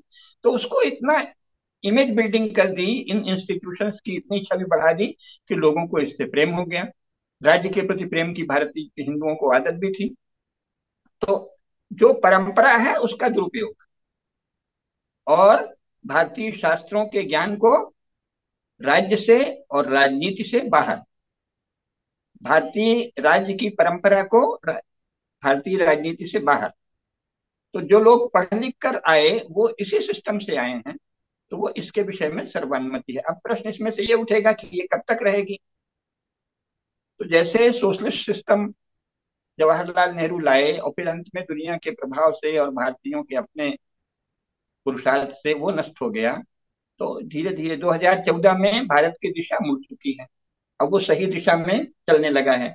आखिर न्यू एजुकेशन पॉलिसी जो मोदी जी लाए, उसमें ज्ञान का केंद्र तो वो यूरोप को ही मानते हैं। पूरी शिक्षा नीति मैंने ध्यान से पढ़ी है, उसमें ये कहा है कि भारत के विश्वविद्यालय भी यूरोप के विश्वविद्यालयों के समकक्ष हो। और जो सेंस ऑफ अथॉरिटी है मोदी शासन का भी, मोदी जी का भी सेंस ऑफ अथॉरिटी तो यूरोप ही, यूरोपीय नॉलेज को ही वो दी नॉलेज मानते हैं। लेकिन साथ ही उसमें एक जगह रख दी है कि भारतीय शास्त्र भी, इंडियन नॉलेज सिस्टम की भी पढ़ाई होगी। तो ये क्या है, ये जैसे किसी एक चट्टान में थोड़ा सा छेद हो गया है, उस छेद से भारतीय ज्ञान का जल तेजी से जाएगा, तो पूरी चट्टान आगे चल के दरक जाएगी, टुकड़ों में हो जाएगी। नर्मदा जी चलती हैं या गंगा जी ही चलती हैं, तो कोई भी नदी चलती है जब, तो पर्वतों को तोड़ फोड़ करते हुए रास्ता बनाती है। तो उन पर्वतों को ये एंग्लो क्रिश्चियन स्टेट सिस्टम रूपी पहाड़ को, बहुत ही अभेद्य पहाड़ जो है, उसको भेदने की थोड़ी सी गुंजाइश, उसमें थोड़ा सा छेद, उसमें जरा सी दरार मोदी गवर्नमेंट ने न्यू एजुकेशन पॉलिसी के द्वारा कर दी है। अब भारतीय ज्ञान धारा का प्रवाह उसके द्वारा घुस के, कुछ समय लगेगा इसके लिए, कुछ बहुत कुशल लोग चाहिए। तो जो समर्पित लोग हैं वो उसमें लगेंगे। आगे पीछे भारत का लोकमानस, भारत की इतनी बड़ी प्रतिभा, आखिर भारत माता रत्न गर्भा है, ऐसा तो नहीं है कि सब नष्ट ही हो गए हैं। सबके सब कायर होके कांग्रेस भाजपा यही खेल खेलते रहेंगे, ये तो संभव नहीं है। कुछ लोगों में ये विवेक अवश्य होगा कि हमारा इतना महान राजशास्त्र है, इतनी प्रशस्त राज परंपरा है, ऐसे दुनिया का सबसे प्राचीन राजशास्त्र और राज्य करने की परंपरा भारत में है, तो इसको लाने की कोशिश तपस्या पुरुषार्थ के द्वारा होगी, तो धीरे धीरे ये दरकेगा। अभी तो ये पहाड़ खड़ा है। और जो भी मॉडर्न एजुकेटेड लोग हैं वो इसी सिस्टम में, इसी एंग्लो क्रिश्चियन सिस्टम में अपना अपना हिस्सा, थोड़ा सा टुकड़ा ले लेने की सोचते हैं, और ये चल रहा है। तो सर्वानुमति इसलिए है कि छल पूर्वक गांधी और नेहरू ने भारत के राज्य और हिंदू ज्ञान परंपरा को राज्य से बाहर किया, और ब्रिटिश सिस्टम को जो पहले आधे भारत में था पूरे भारत में थोप दिया, और हिंदुओं को भयभीत रखने वाले सारे काम हो रहे हैं। भाजपा भी हो सकता है वही करे, क्योंकि इस सिस्टम में जो रूलर आता है वो प्रजा को भयभीत रखता है बड़ी कुशलता से, क्योंकि वोट लेना है तो ये दिखे नहीं कि हम भयभीत कर रहे हैं। ये जो इतने दंगे करवाए गए कांग्रेस के द्वारा, वो इसीलिए कि हिंदू सदा भयभीत रहे, और फिर उसका प्रोपेगेंडा किया, अरे मुसलमान बहुत खतरनाक है, अरे ये करेगा। अरे भाई काहे का खतरनाक है? हिंदू विश्व की सबसे वीर जाति हैं, और संसार में आगे पुराने बृहत्तर क्षेत्र में भी तो पहले हम ही थे सनातन धर्म, तो वहां तो वो लोग समर्पित हो गए। यहाँ तो हमने इसको रोक दिया है ना, बल्कि मारा भी है। तो हमको तो सबसे ज्यादा अनुभव है कि इस्लाम के नाम पर अगर कोई लॉलेसनेस फैलाता है, अत्याचार करता है, आतंकवाद फैलाता है, तो उसे कैसे रोकें, ये तो हिंदू ही सबसे ज्यादा जानते हैं। तो उनको हिंदुओं को डरा के, कांग्रेस ने हिंदुओं को डरा के रखा, भाजपा भी हो सकता है हिंदुओं को डराने के लिए कुछ ऐसा करे, क्योंकि मुसलमानों को बहुत ज्यादा सुविधा दी जा रही है, जितना कभी कांग्रेस ने नहीं दी उतना उनको पावर शेयरिंग शिक्षा में दे रहे हैं। लेकिन अगर वहां ठीक से नियंत्रण रखा तो वो शिक्षा इनको ट्रांसफॉर्म भी कर सकती है। अगर शिक्षा प्रॉपर दी गई तो शिक्षा जो है वो जो इस्लामी जड़ता है उसको तोड़ देगी। तो ये भी हो सकता है, तो बहुत ही, बाकी तो महाकाल ही जाने कि क्या होगा। लेकिन एक प्रवाह चल रहा है, और मुझे लगता है कि 2014 के बाद जो परिवर्तन आया है वो, क्योंकि ये कोई युद्ध की दशा में हम लोग नहीं है ना, है नहीं, वीरता की संभावना खत्म कर दी गई है, क्योंकि स्टैंडिंग आर्मी है। स्टैंडिंग आर्मी के विरुद्ध आप कैसे इसको शासन को पलटेंगे? उसकी आवश्यकता भी नहीं है। तो अब तो ज्ञान की साधना, तपश्चर्या और सत्य का प्रचार, इसके लिए ये भी आवश्यक है कि विद्या के बड़े बड़े केंद्र खड़े हों। अगर कोई लोग तपस्वी हों, या एनआर मतलब जो बाहर प्रवासी भारतीय हैं, उन्होंने अगर धन कमा लिया है और उनको भारत से प्रेम है, तो उनको भारतीय ज्ञान परंपरा, अपरा विद्याओं की भी, परा विद्याओं के मामले में तो भारत अभी भी विश्व में सर्वश्रेष्ठ है, लेकिन अपरा विद्या के, राजनीति शास्त्र के, समाज शास्त्र के यानी धर्म शास्त्र के, अर्थात राज्य कैसा हो, समाज कैसा हो, राज्य और समाज का संबंध कैसा हो, किन मान्यताओं, प्रथाओं और परंपराओं को, धर्म सम्मत को, उनको कैसे रक्षा करनी चाहिए, और रणनीति क्या हो, कदम कदम, क्योंकि ये कोई किताबी चीज नहीं है, पुस्तक में लिखी नहीं है, हमको व्यवहार में करना है। चाणक्य ने भी पहले चंद्रगुप्त के राज्य की प्रतिष्ठा कर दी, फिर शास्त्र लिखा। तो इसमें बुद्धि से चतुर, व्यवहार में निपुण लोग चाहिए, और विद्या केंद्र, अपरा विद्या के केंद्र भी चाहिए। तो ये होगा, भारत माता रत्न गर्भा है और अवश्य होगा, लेकिन समय लगेगा, क्योंकि हम लोग युद्ध की दशा में नहीं है सीधे, अपने हिंदू घरों में उत्पन्न लोगों का ही शासन है। उनकी बुद्धि, शिक्षा और मीडिया के कारण अभारतीय हो गई है, अहिंदू हो गई है, एंग्लो क्रिश्चियन हो गई है। तो वो बुद्धि कैसे सुधरे? दूसरे तरह के विद्या केंद्र, लर्निंग सेंटर चाहिए। वो विद्या केंद्र भारत में एक भी नहीं है। महामना मालवीय जी ने काशी हिंदू विश्वविद्यालय बनाया था, तो उसको उसी समय बटलर था एजुकेशन एडवाइजर वायसराय का, और जवाहरलाल नेहरू दोनों ने मिलकर उसको योजना पूर्वक नष्ट कर दिया। उस पर कभी अलग से बात करेंगे। उसके बाद वहाँ प्रायः शुरू में एक दो वीसी आने के बाद स्वयं मालवीय जी वीसी रहे, एक दो और अच्छे वीसी रहे, फिर वहाँ कम्युनिस्ट वीसी भेजे जाने लगे, और फिर वो पूरा सिस्टम ही यूजीसी के कंट्रोल में लाके अहिंदू बना दिया गया। तो काशी हिंदू विश्वविद्यालय में भी जो ह्यूमैनिटीज की पढ़ाई है वो वही है जो अन्य विश्वविद्यालयों में है, यानी अहिंदू, अन इंडियन, अभारतीय, है ना। और यूरोपीय ज्ञान की भारतीय शाखाओं को ही अब भारतीय कहा जाने लगा है। यूरोपियन नॉलेज सिस्टम की इंडियन ब्रांचेस, यूरोपीय ज्ञान की भारतीय शाखाओं को यहाँ कह देते हैं वो भारतीय हैं। तो भारतीयता के नाम पर यूरोपीय ज्ञान की भारतीय शाखाएं फैलाई जा रही हैं, तो सभी लोग उसके शिकार हुए गए हैं। दुर्भाग्यवश कोई अभी तक मालवीय जी के बाद कोई ऐसा प्रतापी विद्वान नहीं उभरा जो इतना साथ में राजाओं या धनी लोगों से उनका विश्वास प्राप्त कर कोई विद्या केंद्र खड़ा करे, फिर से एक हिंदू विद्या केंद्र खड़ा हो। हिंदू विश्वविद्यालय का तो यूरो इंडियन लोगों ने अपहरण कर लिया। हिंदू विश्वविद्यालय में तो यूजीसी नाम की संस्था बना के वही पढ़ाया जा रहा है जो अन्य विश्वविद्यालयों में है, अर्थात जो अन इंडियन, अन हिंदू, अहिंदू। तो हिंदू धर्मशास्त्रों की हिंदू राजनीति शास्त्र की पढ़ाई करने वाले, और उससे भी अधिक ऐसी रणनीतिक बुद्धि से संपन्न जो इस स्टेट को धीरे धीरे फिर से धर्म के नियंत्रण में ला दें। ऐसे पुरुषार्थी लोग चाहिए। भारत माता रत्न गर्भा है, भारत भूमि रत्न प्रसू है। हम समझते हैं कि ऐसे लोग अवश्य आएंगे, ज्ञान की साधना करेंगे, लेकिन अभी तो सर्वानुमति है। सर्वानुमति का कारण मैंने बताया। जी। एक्चुअली आपने जो कारण बताया महात्मा गांधी से लेके जो क्यों इतना अ, अनुमति दे दी है हिंदुओं ने सब तरफ से, और आपने यही बताया न्यू एजुकेशन पॉलिसी से एक लूप होल टाइप का क्रिएट हो गया है जो कि उधर जाता है। लेकिन हम ये भी देखते हैं कि अभी सारी जो यूनिवर्सिटीज हैं, सी ऑस्ट्रेलिया भी वेस्ट का ही पार्ट है। ऑस्ट्रेलिया कॉलोनी, हम्म। ब्रिटिश कॉलोनी है, और वो एक तरीके बिल्कुल। से सबॉर्डिनेट स्टेट है वो हम्म। वेस्ट का। तो उसकी हम्म। यूनिवर्सिटीज भी आ रही हैं भारत के अंदर, और ये सभी लोग अभी तक यही मानते हैं कि दुनिया में एक ही एजुकेशन सिस्टम प्रिवेल होगा, वो वेस्टर्न है। हाँ, वो ये, मोदी भी यही मानते हैं। हाँ, तो ये इसको, दुर्भाग्यवश मोदी भी यही मानते हैं। और तो ये लोग यही मान के भारत में आ रहे हैं। और हम्म। फिर इस तरह से अगर हम देखेंगे तो ये तो वापस वही पुराना सिस्टम शुरू हो गया, जहाँ पे कॉलोनाइजेशन वाला जो इनका, क्योंकि सारा वेस्टर्न एजुकेशन तो सिर्फ एक ही चीज पे बेस्ड है, किस तरह चर्च की वैल्यूज को प्रमोट किया जाए। बेसिक वही है, वो हाँ। पूरा एंड में जाके हम्म। वन लाइफ हम्म। सिंड्रोम। भारत में भी आप देखिए, बॉम्बे में जाके देखें, दिल्ली में जाके देखें, और जीवन तो एक लीनियर है। टाइम, काल काल की एक रैखिक धारणा कि काल एक बस ऐसे आगे जाता है। आगे जाता है, काल की चक्रीय धारणा की जगह। जी। और वही सुइसाइडल सब बातें पढ़ाते होती है। हैं। सुइसाइडल, होपलेस, हाँ। होप नहीं है, ये जीवन खत्म हो हाँ। गया तो आपका सब कुछ खत्म हो गया। और हाँ, बस सुइसाइडल, एक एक ही वन लाइफ, एक ही जीवन है, एक तो ही जीवन। मूर्खों की तरह। हम्म। नो- और री इनकारनेशन तो ये किसी ने प्रूव ही नहीं किया है, जबकि वेस्टर्न साइंटिस्ट प्रूव कर चुके हैं। यूनिवर्सिटी ऑफ वर्जीनिया प्रूव कर चुकी है कि पुनर्जन्म होता है, सबका होता है। और मुख्य बात यह है कि री तो योगी बताएगा ना, उस विषय में तुम अथॉरिटी कैसे हो?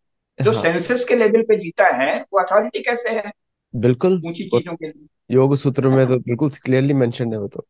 और मन पुनर्जन्म को, केवल योगी बताएगा। योगी के सिवाय कोई ठीक से पुनर्जन्म को नहीं देख सकता। योगी नहीं, मतलब हमारे कोई संत सिद्ध पुरुष हैं। करेक्ट।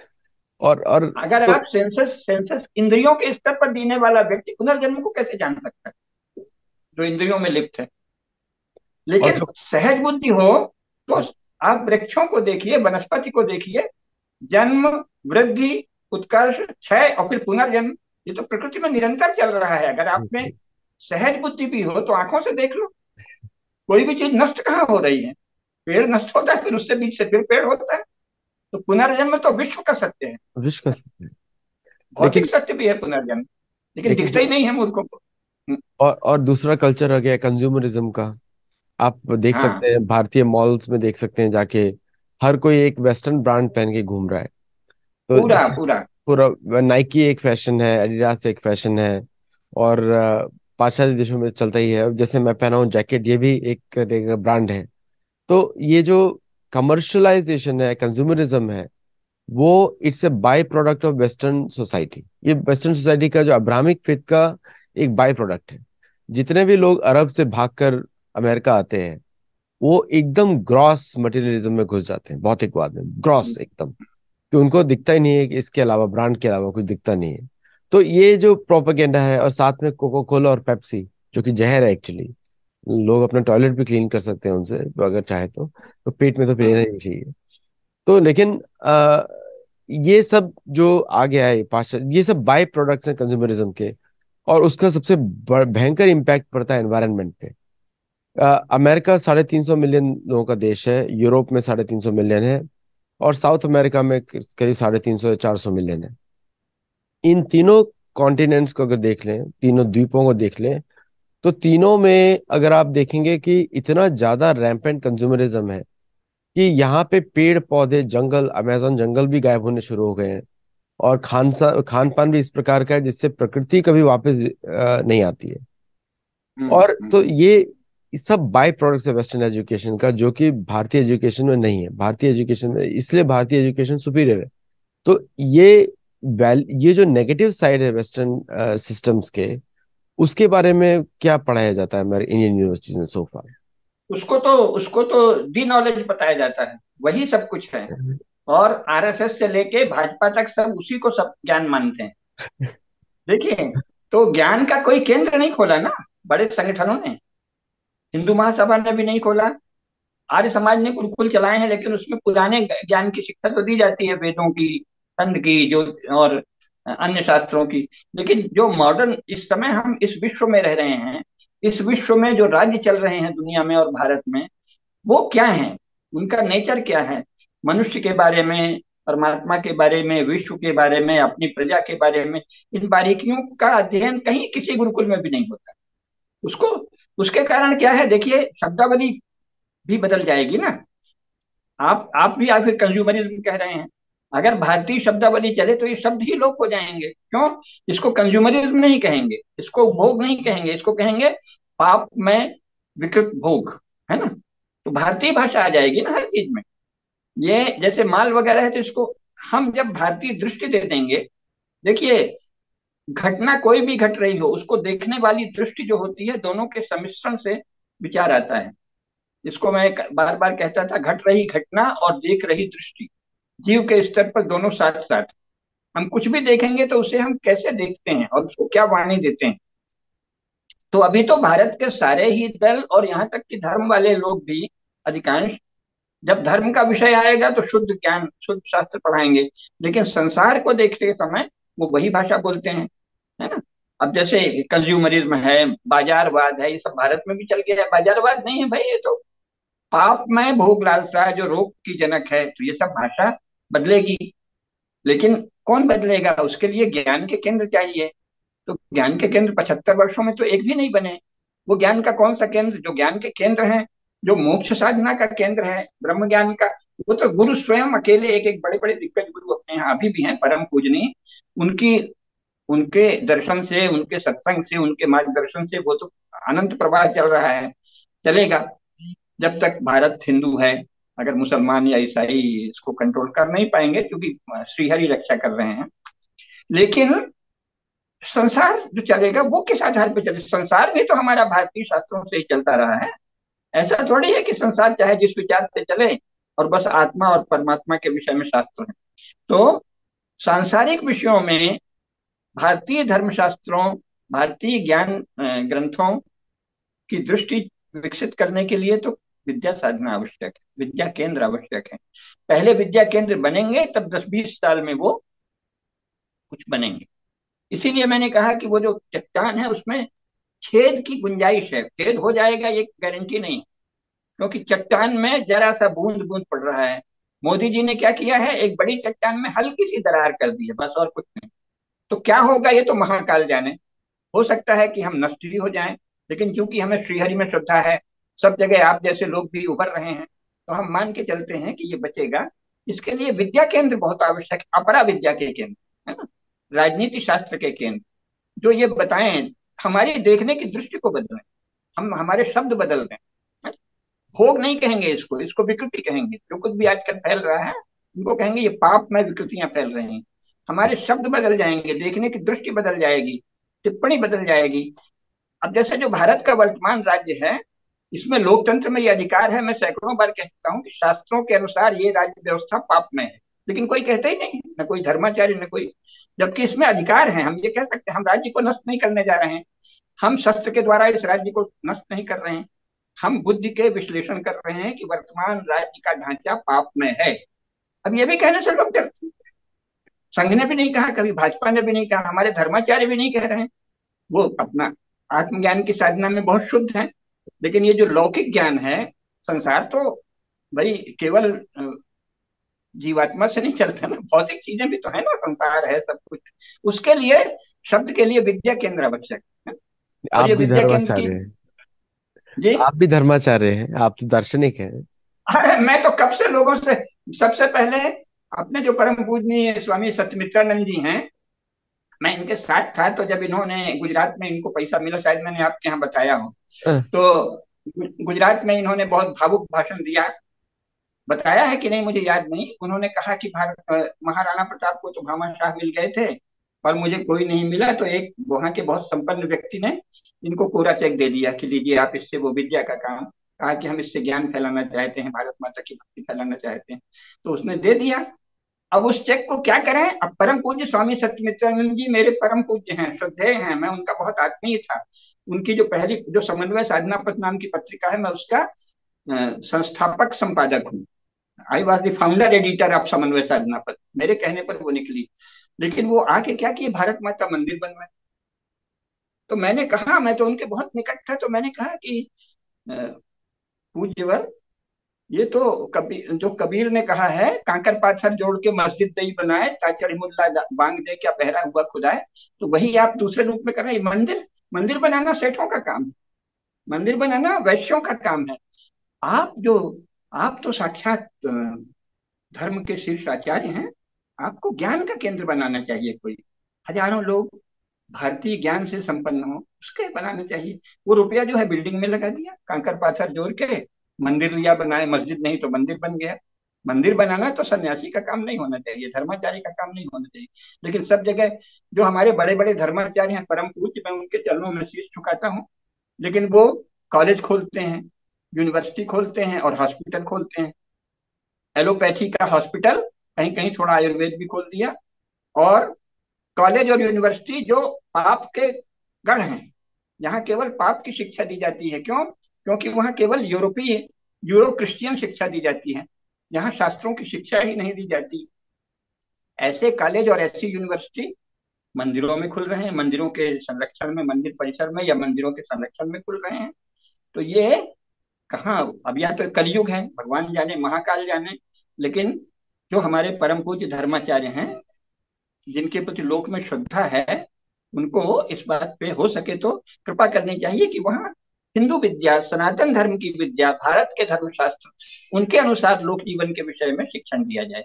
ये यूनिवर्सिटी और कॉलेज, ये बड़े बड़े तिरुपति और सब जगह जो खोले जा रहे हैं, ये अनुचित है, क्योंकि ये तो अशिक्षा के, कुशिक्षा के केंद्र हैं।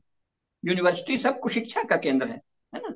ये तो म्लेच्छों की जानकारी को विद्या बनाकर प्रस्तुत करना है, तो ये बंद होना चाहिए। मैं तो प्रार्थना ही कर सकता हूँ, मैं धर्माचार्य हो जाता अगर मैं सन्यासी होता, लेकिन मुझ में कमजोरी है कि मैं गृहस्थ धर्म में आ गया, फिर बाल बच्चे पालने लगा, नहीं तो मैं हो तो जाता धर्माचार्य, मेरे धर्माचार्य। लेकिन अभी तो मैं एक विनम्र ब्राह्मण। वैसे धर्म की मीमांसा का अधिकार शास्त्रों में ब्राह्मणों को है, है। ये भी एक बड़ी गलत चीज हो रही, सन्यासियों ने शुरू कर दिया है।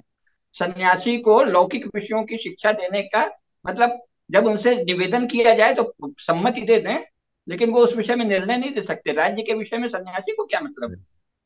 तो ये सारे राज्य के और लोक व्यवहार के विषय ब्राह्मणों के होते हैं।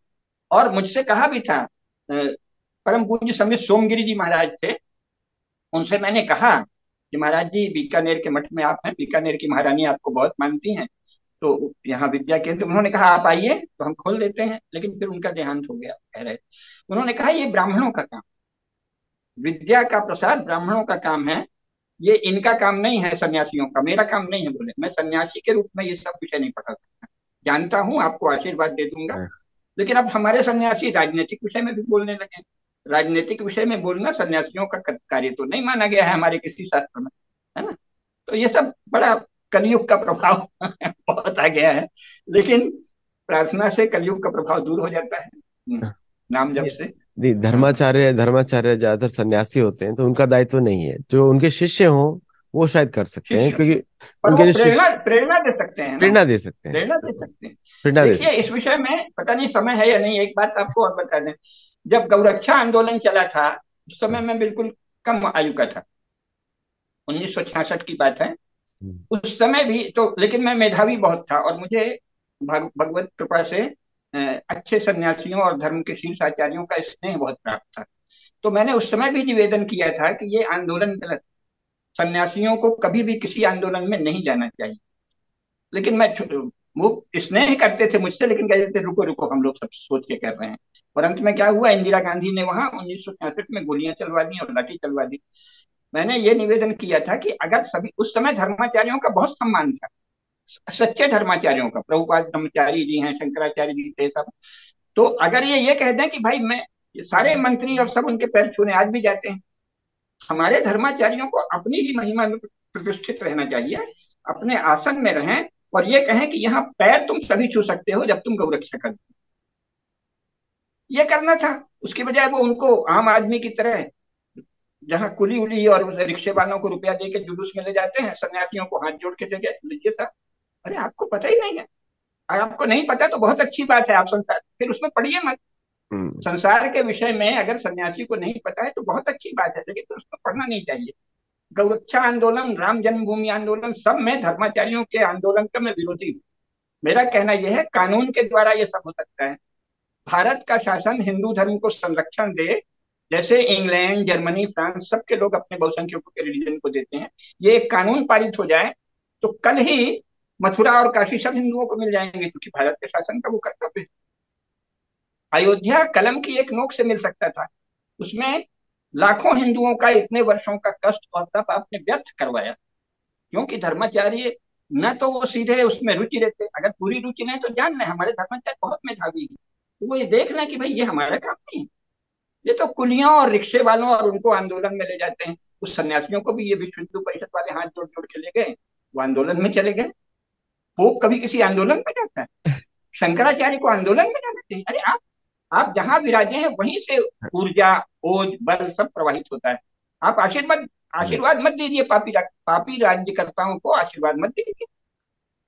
लेकिन वो नहीं किया। तो अपनी महिमा में अगर प्रतिष्ठित नहीं रहेंगे तो दिक्कत जाएगी। बिल्कुल। धर्माचार्य अपनी महिमा में प्रतिष्ठित रहे, यह आंदोलन धर्माचार्यों को धोखा नहीं देता। और इसमें एक प्रश्न, इसमें एक बहुत आता है, डिबेट का पॉइंट भी है ये, कि जी। अगर जैसे आपने बात किया कि विद्या का एक केंद्र की बात की आपने, तो तो एक वेस्टर्न वर्ड हो गया थिंक टैंक। अभी इसको शब्द को ही देखें, सोचने का कुआं, थिंक टैंक हो गया। वो मूर्ख लोग वो तो ऐसे ही सोचेंगे, कहाँ उनकी बुद्धि ही विपरीत चलती है। ठीक सोचने का कुआं। है। अभी थिंक टैंक शब्द जो है बड़ा पॉपुलर हो गया है भारत में, थिंक टैंक। यहाँ हिंदू देखो, हिंदू थिंक टैंक भी बनने लगे हैं। हाँ, बहुत सारे मुझसे संपर्क किया था, मैंने कहा नहीं भाई, मैं टैंक में, मैं कुएं में नहीं डूबूंगा। हिंदू थिंक टैंक क्या बना है भाई? अरे धर्मज्ञ विद्वान ब्राह्मण ऐसे कहिए। ठीक है, तो आप कहते हैं कि गुण कर्म से ब्राह्मण होगा तो ठीक है, लेकिन जो विद्या का काम करे उसे ब्राह्मण कह दीजिए, हम सहमत हैं। आ, लेकिन फिर वो धर्मज्ञ हो, विद्वान हो, कुआं कुएं कहाँ थिंक टैंक क्या होता है? मैंने कहा तुम कहो ब्राह्मणों का सम्मेलन बुलाएंगे तो मैं आता हूँ, है ना? और सो उसमें सब जाति के, किसी भी जाति का हो, कोई वैश्य हो, क्षत्रिय हो, लेकिन हाँ, अगर वो शास्त्रज्ञ है, शास्त्र की साधना करना है तो उसे बुला लो। हाँ, लेकिन आप तो अपने नाम भी नहीं दे पाते, अपने नाम भी उनके नाम रूप दुई ईश उपाधि, है ना, कहा है ना रामचरितमानस में, ईश्वर ये उपाधियां हैं, नाम और रूप। हाँ, आपने अगर उनका नाम ले लिया और रूप भी ले लिया, ये शर्ट वर्ट सब भी ले लिया, टाई भी ले ली, नाम रूप दोनों क्रिश्चियन हो गए, तो आप हिंदू कहाँ बचे? और तो ये सोचने का जो कुआं जो हर कोई बना रहा है भी, सोच का कुआं, पहली बात तो बड़ा ऑक्सीमोरोनिक टर्म है, सोच भी रहे हैं और कुआं भी है। अरे तो इतना भर नहीं है, बहुत भयंकर हालत है, समय कम था तो मैं बताया नहीं। ये जो, जैसे कि मोदी जी तो कुछ भी हो, एक देसी आदमी है, तो वो तो ये सब कभी नहीं बोल सकते कि भारत एक आइडिया है। लेकिन स्वयं आरएसएस से राजनीति में गए बहुत बड़े बड़े नामों ने, उनमें से एक तो अब नहीं है, मेरे मित्र थे, मतलब सम्मानपूर्ण मित्र थे, मैं विद्यार्थी परिषद में मैं कभी नहीं था, पर वो मेरे मित्र थे, अरुण जेटली, वो मीनाक्षी लेखी और बहुत से भाजपा के नेता। The idea that is India, तो दंडनीय बात है। इंडिया आइडिया है। यहाँ तो आप दिन भर कहेंगे कि हम राष्ट्र नमस्ते सदा वत्सले मातृभूमि, और वहां कह रहे हो the idea that is India. तो जब शिक्षा नहीं होगी तो ये सब भ्रांतियां होंगी। इंडिया को वो शशि थरूर ने कहा the idea that is India, तो अरुण जेटली, मीनाक्षी लेखी और भी बहुत सारे लोग सब the idea that is India. Is India an idea? Nonsense, क्या बकवास है। साक्षात भारत माता कहते हो, चैतन्य सत्ता भी कहते हो, इंडिया को आइडिया भी कहते हो। बौद्धिक पागलपन है, बौद्धिक अराजकता, नहीं, वो ज्ञान केंद्र के अभाव में। India is an idea Vidya is, केंद्र इसीलिए आवश्यक है जी। इंडिया इंडिया एक आइडिया है, वो उसी प्रकार का है, थिंक टैंक, सोचने का कुआं। थिंक टैंक है, वही भाषा सब चल गई। मैं तो कहता हूँ ये कंज्यूमरिज्म भी उसी प्रकार का है, कोई कंज्यूमरिज्म नहीं है, विकृति पैदा करने वाले कंज्यूमरिज्म में लगता है हम कंज्यूम करेंगे। अरे तुम क्या कंज्यूम करोगे? अपने शरीर को विकृत कर लोगे। विकृत भोग लालसा, आप में भोग लालसा। स्वदेशी पदावली आनी चाहिए, पदावली का बहुत महत्व है टर्मिनोलॉजी का। ये सारी उन्हीं की भाषा बोलते हैं। ऑर्गेनाइजेशन के नाम सुनेंगे तो आप सोच के एकदम दंग रह जाएंगे। ऑर्गेनाइजेशन नाम हाँ है इंडिया फाउंडेशन। मतलब ना इंग्लिश समझ में आ रही है, ना हिंदी समझ में आ हाँ रही है, ना संस्कृत समझ में आ रही है, और ना ही कोई शब्दों का प्रॉपर योग। मतलब अगर हम नीति शास्त्र भी देखें, शब्दों को जोड़ना, शब्दों का विच्छेद करना, इसी को बड़ा लॉजिक माना जाता है, क्योंकि उसमें आप कम से कम 5 प्रकार की व्याख्या होती है शब्दों में। तो हाँ जैसे हाँ। महाभारत में एक्सप्लेन किया है। तो अगर आप वाक्य को भेदन नहीं कर सकते हैं, तो सोचेंगे कैसे? तो क्या सोचेंगे फिर? थिंक टैंक ही जिस बनेगा देश फिर। में इतना जिस देश में इतना वाक्य विचार होता था, व्याकरण की सबसे सूक्ष्म विचार हुआ, वहां वाक्यों के बारे में, शब्दों के बारे में लापरवाही, प्रमाद है। प्रमाद है ये, प्रमाद है। प्रमाद, बिल्कुल प्रमाद है। ये तो सम्मोहन है, सम्मोहद है, सम्मोहद, स्मृति हाँ विभ्रमा, स्मृति विभ्रमा। तो हाँ, तो जो इससे मुक्त होकर साधना करेगा वही ला सकता है, नहीं तो फिर कलयुग है, फिर तो कहेंगे। ये कलयुग तो अभी शुरू हुआ नहीं ठीक से, जब होगा तो हम लोग देखेंगे। अभी तो फिर भी थोड़ा पार्ट चल रहा है, द्वापर का थोड़ा इन्फ्लुएंस चल रहा है, लोग पूजा पाठ लोग कर रहे हैं अभी भी।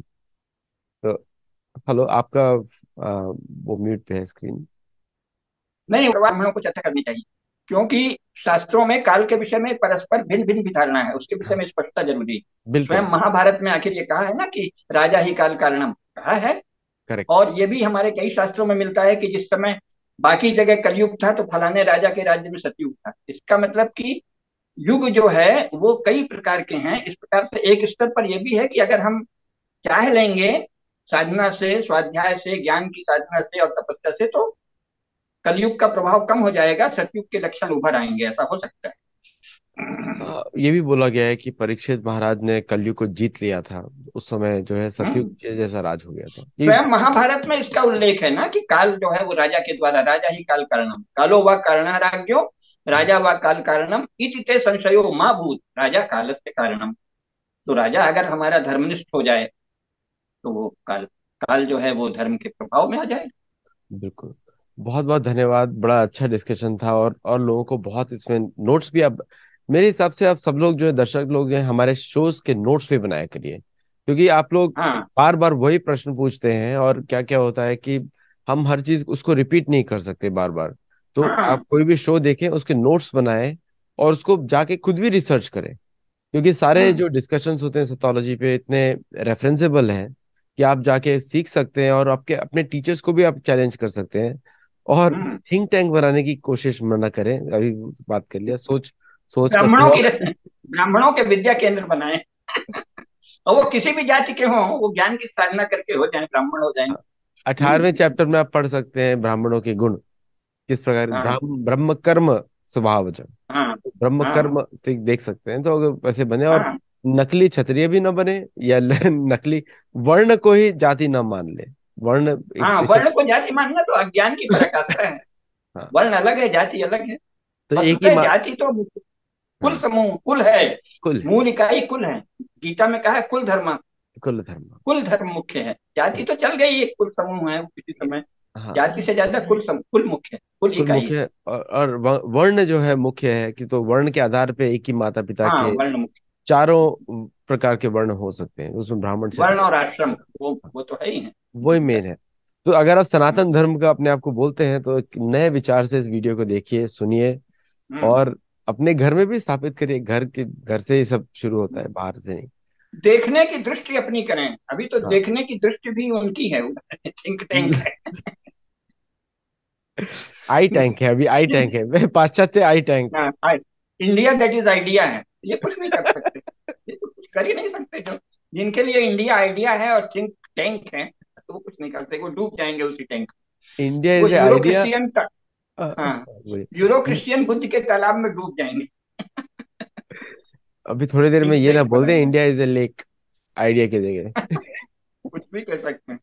और ये जो भारत एक खोज जो जवाहरलाल नेहरू ने की थी, वो खोजते रह गए, उनके जो अनुयायी वो भी खोजते रह गए, और उनके जो हाँ बचे कुछ लोग हैं उन्होंने उसको आइडिया भी बना दिया। एटलीस्ट वो तो खोज रहे थे, ये उससे आगे निकल गए, उसको एक काल्पनिक ही बना दिया, इन्होंने आइडिया बना दिया काल्पनिक, है ना?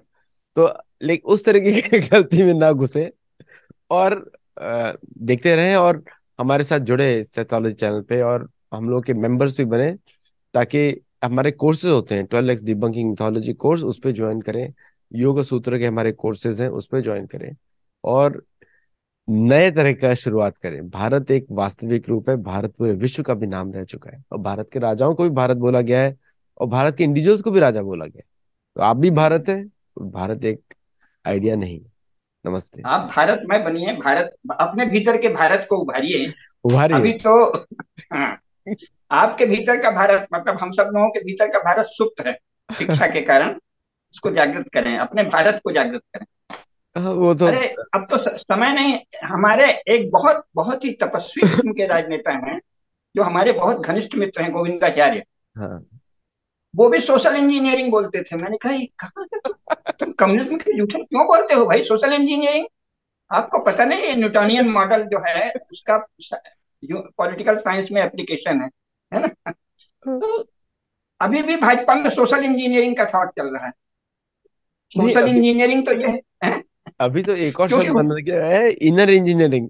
वो भी चल गया शुरू। मार्क्स जो है वो तो आत्मा को कुछ जड़ वस्तु मानता था, तो इंजीनियर है वो, इंजीनियर ऑफ सोल्स। आत्मा के इंजीनियर। और वो क्रिश्चियन जो है वो आत्मा की फसल काटते हैं, हार्वेस्टिंग द सोल। तो they are harvesting the soul. And ये लोग जो है ये इंजीनियरिंग कर रहे हैं, इंजीनियर ऑफ सोल। इनका क्या किया जाए, इनका भगवान ही मालिक। और भी अनेक अनेक अनेक टर्म्स हैं, जैसे कॉस्मिक कॉन्शियसनेस, भी इसका क्या मतलब वो मुझे समझ में आज तक नहीं आया। कॉस्मिक कॉन्शियसनेस मतलब अपनी चेतना है नहीं, अपनी चेतना है हाँ, नहीं, दुनिया की चेतना। कॉस्मिक है सब। एक, समझते नहीं है ना, तो ज्ञान की साधना आवश्यक है, विद्या केंद्र आवश्यक है, विद्या केंद्र बहुत आवश्यक चलिए थोड़ा लाइट है तो मैं एक बोलता हूँ। एक इंडियन अमेरिकन ओरिजिन अमेरिकन एक फिलोसफर है, काफी पॉपुलर है, नाम नहीं लूंगा मैं उसका। बोलता है कोई आदमी खड़ा हुआ है, गिर गया, तो बोलता है ये वर्टिकलिटी से हॉरिजॉन्टली पहुंच गया है। नहीं, वो खड़ा हुआ था, गिर गया। है। ठीक है। तो ये लोग भी भारत भारत को इन्होंने हॉरिजॉन्टल कर दिया, वर्टिकल। और ये भारत भारत माता के कॉन्सेप्ट हम लोग जरूर बात करेंगे, क्योंकि यहाँ हाँ, पे जैसे, एक दिन भारत माता पर बात करिए, भारत माता पर। हाँ, बहुत अगला शो जरूरी करते हैं भारत माता पे। है। हाँ। जैसे भारत माता जो है, अभी अभी तो भूमि देवी है, परादे की पत्नी है। यहाँ पे भारत माता का कॉन्सेप्ट मुझे इसलिए भी समझ में नहीं आया कि अगर आप भारत माता बोलते हैं तो भारत तो पूरे विश्व का नाम है, आपने एक जगह को भी पूरे भारत माता विश्व का। बना दिया है ना, उसको बना दिया। और उसमें अगर सिर कट ये गया ये तो दो बस भारत माता पैरेलल का सिर कट विचार, दो पैरेलल विचार चल रहे हैं। गया। एक तो ये लोग क्षेत्र विशेष से जोड़ दिया है जो भारत को, इसीलिए हिंदुत्व को भी जोड़ दिया है, जो कि जोग्राफिकल एंटिटी हो ही नहीं नहीं सकती है, हो ही हिंदुत्व। नहीं सकती। संपूर्ण विश्व में हिंदू हैं। आप करेक्ट। हिंदू हैं, अमेरिका में लाखों हिंदू रह रहे हैं, अगर वो भारतीयता की साधना करें। और भारत में रह के हिंदू घर में पैदा होके भी आप हिंदू हो सकते हैं, अगर आप थिंक टैंक बनेंगे और इंडिया दैट इज आइडिया बोलेंगे और सोशल इंजीनियरिंग बोलेंगे, तो आप तो नॉन हिंदू हिंदू हो गए, अन हिंदू, एंटी हिंदू, है ना? और ये मॉडर्न स्टेट को ही अपना राष्ट्र कह देंगे, तो ये तो बिल्कुल हिंदू नहीं है। नहीं, प्रभुपाद ने डेमोक्रेसी को बुलाया था डीमन क्रेजी। तो हाँ, वही है। गंभीरता से साधना करनी चाहिए ज्ञान की, विद्या की, बिल्कुल तभी होगा। बिल्कुल। चलिए बहुत बहुत धन्यवाद आप सबका, और दर्शकों का भी, थोड़ा आपको मजा भी आया होगा इस शो में। तो आप लोग जरूर हम लोग को बताइएगा आपका फीडबैक। टिल देन, अगली बार मिलते हैं रामेश्वर जी और मेरे साथ एक और नए डिस्कशन में भारत माता के ऊपर। नमस्ते। जी, भारत माता पर चर्चा करेंगे। भारत नमस्कार। माता की जय। जय।